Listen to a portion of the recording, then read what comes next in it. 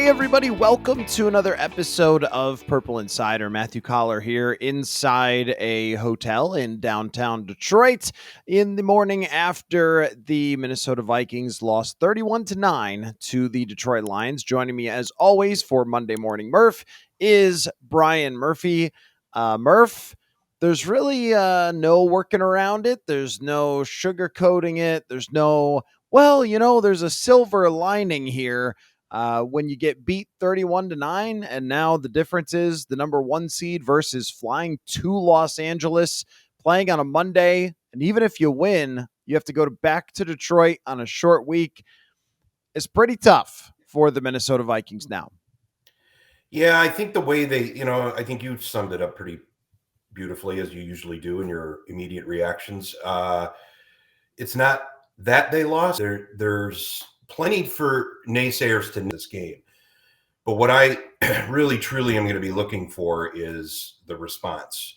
We've had a couple of moments where both Sam Darnold and Kevin O'Connell have been challenged by, is this really a fraud team? I mean, you think of that Jacksonville, Indianapolis stretch where they were two ugly wins and Darnold looked as bad as could be. They went back to the drawing board and he manages to rip off the greatest 6-7 game stretch of his career. Is that going to be possible to turn around in the hothouse of going into the postseason, especially when you look overwhelmed by the moment as Darnold did last night in game and memory, certainly because of the fact that there were two teams with this many victories and so much on the line. It really doesn't bode well because not only did the Vikings lose and get kind of, schooled a bit by the Lions in the regular season, then they went out to LA and got manhandled pretty well. This feels like a very similar pattern. We've been saying for a while, the Rams were not the team you wanted to face because of their pedigree. And lo and behold, that's who they're facing. And it's just to go from being at the pinnacle of accomplishment and success and potential, and 24 hours later, really wondering if, Darnold has a future in Minnesota and whether or not this team is ready for the moment. They weren't 2 years ago as well. And I feel like, O'Connell and Darnold need to redeem themselves, at least get one playoff win in LA. And I don't see them going very far after this, but there's a lot at stake next week as well, because they've had so much regular season success in 2 of the last 3 seasons, but it just doesn't feel right. And that's a strange feeling to go into your postseason. I think if they had lost, say, 35-24 even, and Sam Darnold had played an average game, then we would have looked at it like, well, you get a stop here or there and maybe one throw here or there, and it's a little different. But for this to go the way that it did, with from the very start of the game, he's a little bit high throwing to TJ Hawkinson, and then drive number 2 ends the same exact way, overthrowing Hawkinson. They get down to the red zone and Addison's wide open, misses him. Jefferson's wide open, misses him. And then there were a couple of drops by Justin Jefferson that are completely uncharacteristic. And there was one in the back of the end zone that I thought that he usually makes, and he didn't bring it in. There was a third down that I thought that he usually makes, but mostly it was the quarterback not making the throws. That was Sam Darnold's comments after the game, and he's absolutely right. That's the reason they didn't win the game, is because he had throws there, the plays were dialed up, and he just did not make them. And there's only so long you can ask your defense to hold back Detroit. And then later in the game, I think Kevin O'Connell pulled up for a field goal on 4th and 4 because he was concerned about the way that Darnold was playing. He said it was because he was confident in the defense, but the defense had just given up a 7-minute drive for a touchdown. So if that was the reason, it wasn't a very good reason. If the Vikings had played a normal game and lost like they did last time to Detroit, we all would have come away saying, them's the breaks. What a stupid system. And there would have been people outside of Roger Goodell's house protesting that the Vikings have the 5 seed at 14-3. The fact that it was total and utter meltdown by the quarterback, something we have not seen in a really, really long time. And even when Darnold didn't play well, they still found some ways to win throughout this year. That makes you concerned that the rest of the way, is he going to be able to step up in the big moment? Which is funny though, Murph, because we try sometimes on this show to have a little bit of awareness outside of the horse blinders of what just happened. A week ago, he threw for 377 and destroyed the Green Bay Packers in a huge game. So maybe it is just a bad night at the worst time from Sam Darnold, and we don't have to make it that the guy suddenly turned back into something else. That seems to me kind of unfair to Sam Darnold. Yeah, and he's had moments this season where he has looked bad. I mean, again, the Jacksonville game is an easy one to pick out. Um, he was unsteady, unsure of himself, poor decision making, seemed to be sensing danger in the pocket that may or may not have been there, forcing throws, doing things that were uncharacteristic. Mechanically, he looked awful. And they were able to go back to the drawing board that Monday and fix some things as they were. And they're preaching the same here coming back from Detroit. There's some things that they can zero in on film and technique wise. Yes, there are some things that you can sand off the rough edges a bit from one performance. What concerns me more is the fact that this was sort of the moment. Darnold didn't necessarily have to win that game. He did have to probably outplay Jared Goff, but he didn't have to go out there and throw for 377. But when you go 0 for 4 from the red zone, and I don't know how many shots they had inside the 5-yard line, and they didn't come away with 7 points, that's not going to get the job done against an average team, let alone an elite team and an elite offense like the Lions, who seem like a team of destiny. You know, this has been a 2-year run they've been kind of building here. This isn't just, the Lions showed up on the scene. They are the cream of the crop. And the fact that they were more prepared, the fact that they have been giving up, 30 plus points. We all know how tattered that defense is. They even lost another starter, a cornerback last night as well. But for Aaron Glenn to be able to come up with a game plan to fluster and literally take the ball out of Sam Darnold's hands, not physically, but mentally, to the point where he wasn't in position where he felt comfortable at any given time. Red zone, middle of the field, anywhere.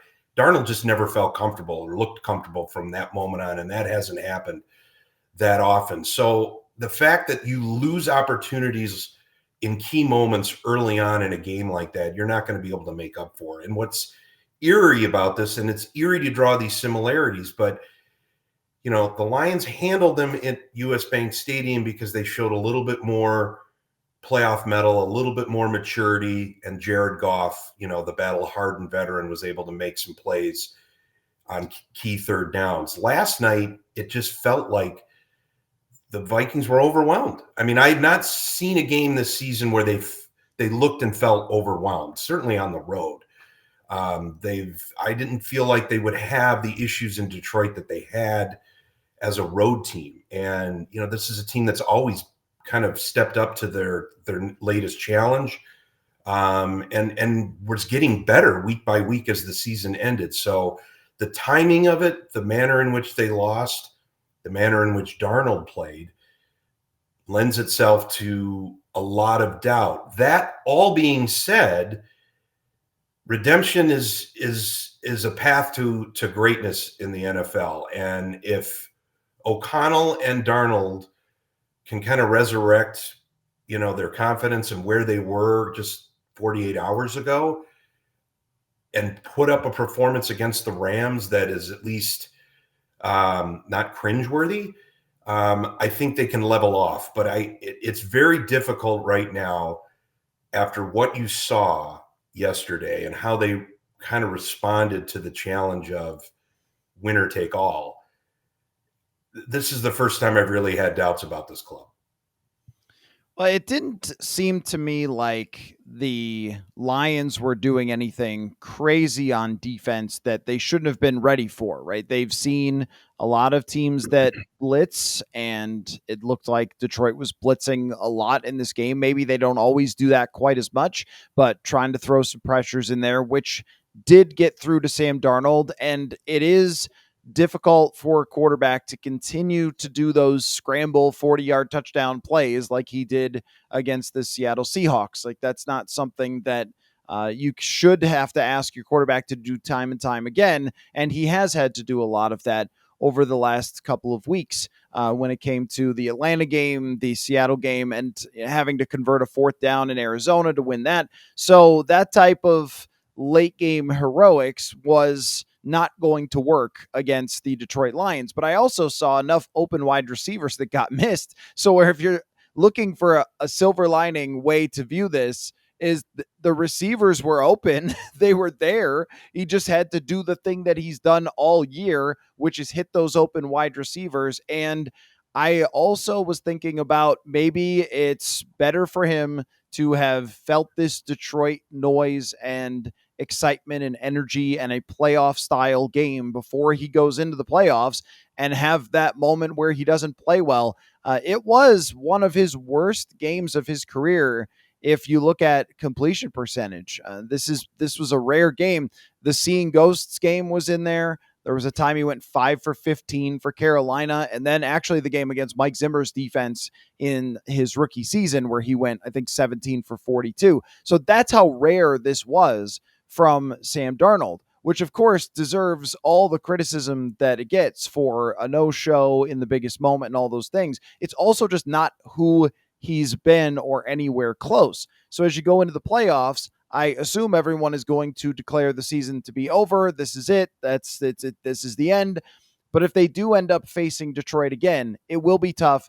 I don't think anyone will pick them to win that football game. But if they have as many open wide receivers in the end zone as they did on this night, and he just throws it to them, it will be a different game the next time he faces them. So I guess what I'm trying to do on the morning after here on Monday Morning Murph is pull back from making this entire team what happened in this one game, because they are 14-3 and Sam Darnold is going to finish this season with 102.5 quarterback rating.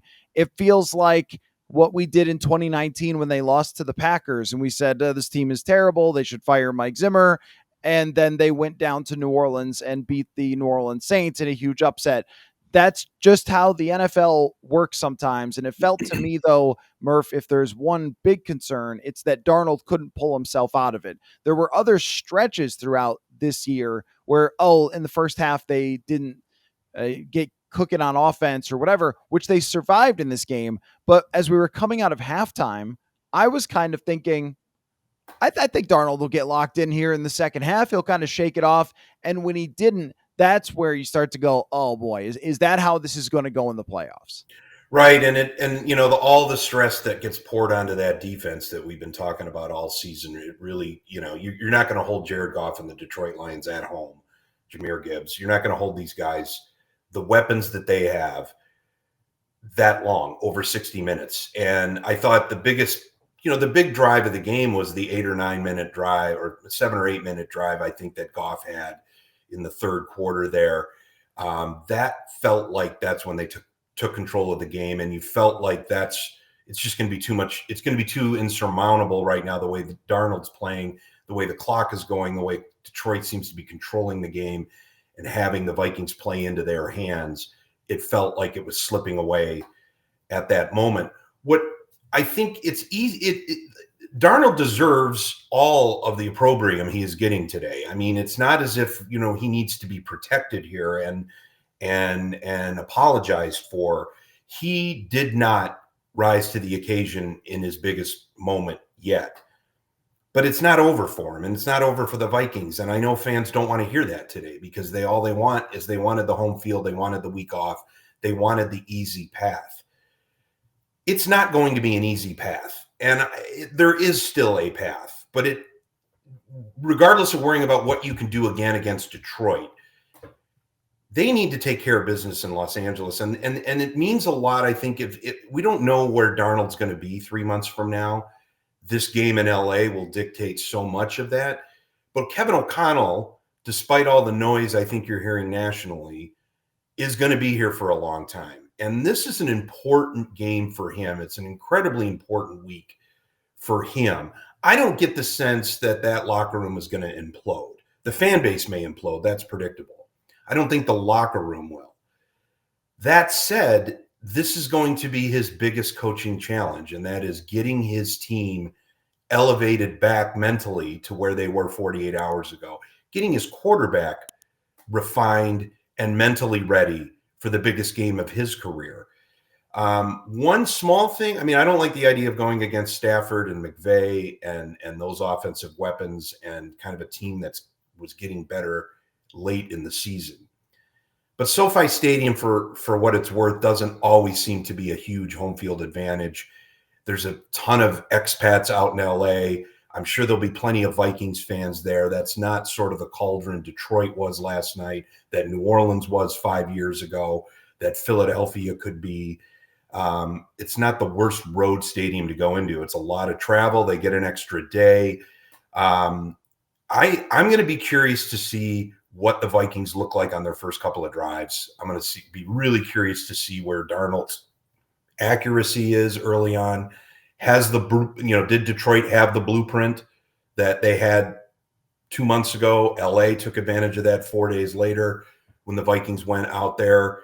And that was right about the time the Rams were starting to really get well physically and also mentally and starting to play better. And it was almost a leaping off point. So I'm really going to be curious what the message is this week. You know, they're going to be disciplined in terms of their comments, but you know that this had to shake the foundations a little bit inside that building. And it's going to be interesting to see. I'm always interested in how teams respond to challenges, because it's easy to have the automatic reaction as they're done. They're most likely done. They're most likely not going to New Orleans, but that doesn't mean that they can't put up a resilient effort and maybe win back a little bit of respect, win back a little bit of confidence. You mentioned that 2019 season. You're right. I mean, it was to the point where the Wilfs had to put out a press release the day of the game saying, we're not going to fire Mike Zimmer. And then they go out and win in overtime. So there is a pathway. It's difficult, but this is a team that put up 14 wins. This is a Sam Darnold that was playing at an MVP-like level. I don't think one game is going to end that. But what it does do is it now magnifies all of the things and the doubts that were sort of always there lurking anyway. This is almost like a chance for everybody to say, aha, the moment came, Darnold turned back into a pumpkin. I'm not buying into that yet. I look for Darnold to probably have a bounce back performance. Will it be enough against the Rams? That I don't know, but I do expect Darnold to bounce back from this, because I think he knows the stakes, and I think he has the confidence. He has a well of confidence to draw from. And he was able to bounce back again. Losing in Jacksonville in week 10 isn't the same as week 18 with everything on the line in Detroit. But as bad as he looked against Jacksonville and Indianapolis, he managed to put together the best stretch of his career. I don't see that as being an impossible task. Right. I mean, the NFL just takes you on this whiplash journey, and I can't help but think about how this would be different if this was for the number 1 versus number 2 seed, which it was for the number 1 versus 2 record in the NFC. If it had been versus the number 1 or 2 seed, we all would have said, okay, well, when these two teams play each other again, it's going to be pretty tough for the Vikings, but they still finished 14-3, but they still finished with the second best record in the conference. So they should have confidence going into the playoffs that their quarterback just had a really rough night, and off we go. And instead, because you get kicked down to a road game from this, it feels so much different. It feels like, as we talked about last week, the percentage chances go from you have a great opportunity to potentially go to the Super Bowl to now you are a long shot. It's not an extreme long shot, but it's not 2%. It's higher than that, because you're a 14-win team that outscored its opponents over 17 games by a lot of points and put up great numbers and top 10 offense and defense, and all those things still happened to your football team. And I thought the defense through 2.5 quarters gave them a chance to win the game. They made plays, and I couldn't help but wonder how it would have looked if Andrew Van Ginkel had picked one off and taken it to the house. I mean, this close on the fingertips of Andrew Van Ginkel, and that's kind of how this game was also, as far as the overreaction to it is. It's this close to Justin Jefferson in the end zone. It's this close to TJ Hawkinson on a throw over the middle. The margins in the NFL are very, very thin. And I think that that's probably the worst those are going to go against them that you could possibly have in that game. But it's very different on just a couple of plays if the inches are different. I do think what you said earlier is worth exploring about Kevin O'Connell. Can you have a 13 and 14 win season in your first 3 years and then not have a playoff win? I think that would be pretty tough. Now, Jay Glazer's talking about trading Kevin O'Connell. Okay. Yeah, no. That's not going to happen. They're not trading Kevin O'Connell. They're going to sign him to an extension. He's going to be here for a very long time. But Denny Green went through this a long time with a lot of success and didn't win the playoff games, and the pressure added up, and Randy Moss showed up at the right time for Denny. But here we are potentially in that position again if Kevin O'Connell can't get a playoff win against his former coach in Sean McVay, is we're going to be talking about, hey, can this guy actually take you over the top of where you're trying to go? I think narratives like that are built for the NFL. They're not always fair because it's based on one game, but that is the reality of it, right? Is that these regular seasons have been so good, 2 out of the 3, and the other one, they probably should have made the playoffs if not for an Achilles. And you are kind of staring down the barrel of it, having to go play a team that's really good. Yeah, and it just, I've mentioned this before, it really, really makes that wild card loss to the Giants look so egregious because that was such an inferior team with an inferior quarterback. I mean, we don't even need to go into the fact that Daniel Jones peaked that day and now he's on your practice squad. So the fact that they couldn't come away with a home win after a 13-win season, I mean, we know why that game became what it was and how symbolic it was with Cousins checking down there short of the sticks. But that's where, you get that win and you get blown out the next week. You've kind of got that as a buffer on your resume. Like, well, at least I'm 1-1 in the playoffs. He could very well end up 0-2 a week from now, but we're still not going to be talking about, is Kevin O'Connell the right choice for the future of this franchise? I think we've answered that question. And if they truly are going to be pivoting to J.J. McCarthy, who else do you want coaching that guy right now than Kevin O'Connell? I can't see anybody on the sidelines that would be worth mentioning, or, if you're going to be in this, we're going to trade our head coach and stockpile some assets. Well, who's going to be the person to be taking charge? Like, who's going to be the quarterback whisperer right now? I don't see that scenario playing out, especially now. If it does seem like maybe Darnold does move on, I mean, O'Connell and McCarthy, that's the pair that you wanted. That's the pair that you talked about last April when you made the draft pick. This is the future of the franchise. I want to see how he answers, though. I mean, I think it's so much of what a head coach does is, keep that fragile ego together and make sure this is not a fractured locker room. And I don't think this is a locker room that's ever lacked in confidence. But there's a lot of feelings probably right now that there's so much hype. There was so much hype and so much buildup to that game, so much praise for Darnold, so much praise for O'Connell, to the point where, people in his camp are leaking these stories to try to nudge a little bit of a contract extension into the national discourse, which is a complete waste of time. They're going to sign him. It seems obvious.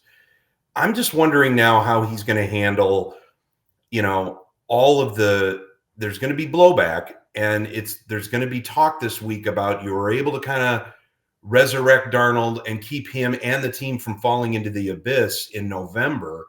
What can you draw from that now going into such another high stakes game? And then there's always, of course, the narratives of going up against your former mentor. And I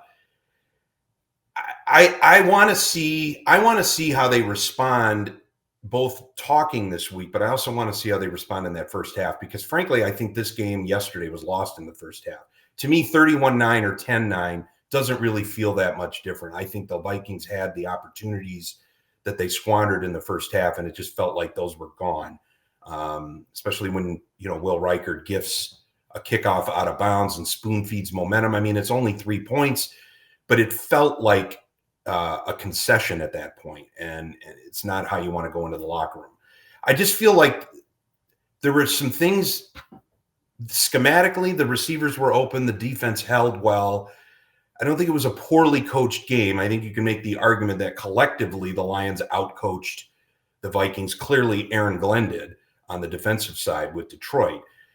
But I didn't feel like, they were overwhelmed by not being prepared. It just felt like they couldn't execute basic plays, and Darnold couldn't make the throws that he needed to make. And if those happen in that first half, the complexion of the game, I think we'll be talking about a nail biter and how good you got to feel going into LA.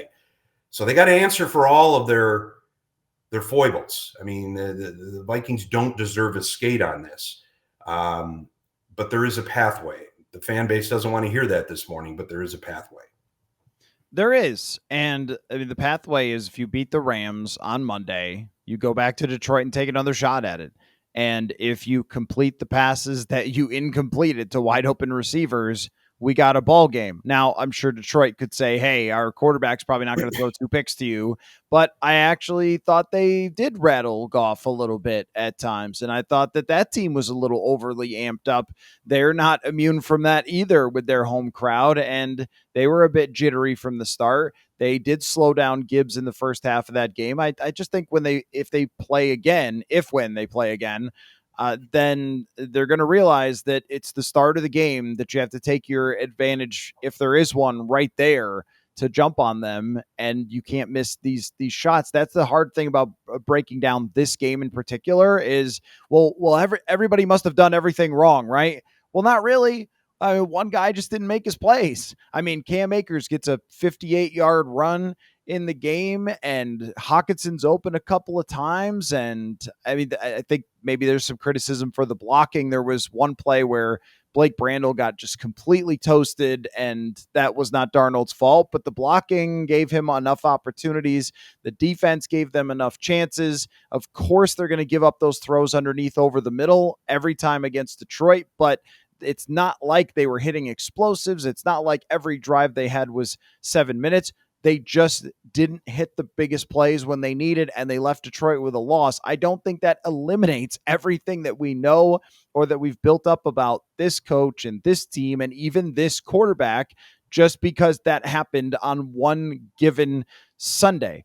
Real quick on the Kevin O'Connell thing. Of course, yeah, he's not going anywhere. But also, and I'm not saying that this is what happened, if his agent went to Jay Glazer with something on a day like that, his agent is a fool, an absolute fool, to have the whole world talking about trading your coach on the day where that organization needed to be locked into that game. That would be a completely idiotic thing for him to do. I don't know that that's what happened, but I did have that thought. If you're leaking stuff on a day like today, you need to maybe get your head straight about what your coach needs to do to really prove himself, which is to win games like this. They haven't done yet. Also, how about just for a second before we wrap up, credit Detroit, an unbelievable team build over the last couple years. They made good on all of this. They went to the bottom. They drafted like crazy. They stuck with their quarterback. They brought in a psycho coach who is a great motivator and people organizer. They've got an awesome offensive coordinator. I underestimated their defensive coordinator and his job last night and cobbling that thing together. They have a great line, unbelievable receivers. They got laughed at when they drafted Jahmyr Gibbs. I guess people aren't laughing now because I remember on the moment they drafted Gibbs, all the Vikings fans said, "Oh, ha, ha, ha, ha." And my thought was, you're going to have to play him. And there you go. There's Twice, Jahmyr Gibbs. if not 3 times. Right, exactly. So credit to Detroit for a unbelievable season for them. And they go in by far the Super Bowl favorites. And the Vikings will hope to earn another shot. So final thoughts, Mr. Murphy. Yeah, it feels like with Detroit, this has been building for a while. Like I think back to exactly 2 years ago last night, I remember watching them play at Lambeau Field on Sunday night. Their playoff chances had just been eliminated an hour or so earlier from, I think, a Seattle or a Rams loss on the West Coast. They had nothing to play for.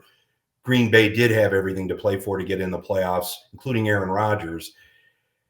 And the Lions essentially took a knee and ended Rodgers' career in Green Bay, ended the Packers' playoff hopes. And from that night on, they marched into Arrowhead Stadium on the opening night last year, Thursday night, upset the Chiefs. It's been a steady march since then. There's been a lot of ups and downs, but this feels like one of those teams that has been doing it right and building it right. And they just seem like they're on the path. All their chips are in. So if the Vikings are somehow going to get a third shot at them, I mean, it's very difficult to beat a team of destiny. And I just feel like this is the season of the Lion. They had their scar tissue last year against San Francisco in the NFC Championship game. So maybe the Vikings are a season behind the Lions in the NFC North. And we all know Green Bay, Detroit, and Minnesota are going to be knife fighting each other for a long time here. But there was an opportunity last night. It was a lost opportunity, but I don't think the 2024 season has been a lost opportunity. If they lay down or get rolled over in LA, that's the proper autopsy. But right now, they're a 14-win team in a one-game elimination tournament. Things can happen. And off we go. Brian Murphy, you and I will talk about it next something because they're playing on Monday. So whenever it is that we next talk about that game, presumably next Tuesday, we will talk then. Thank you so much for your time, sir. We'll see you then. Sounds good.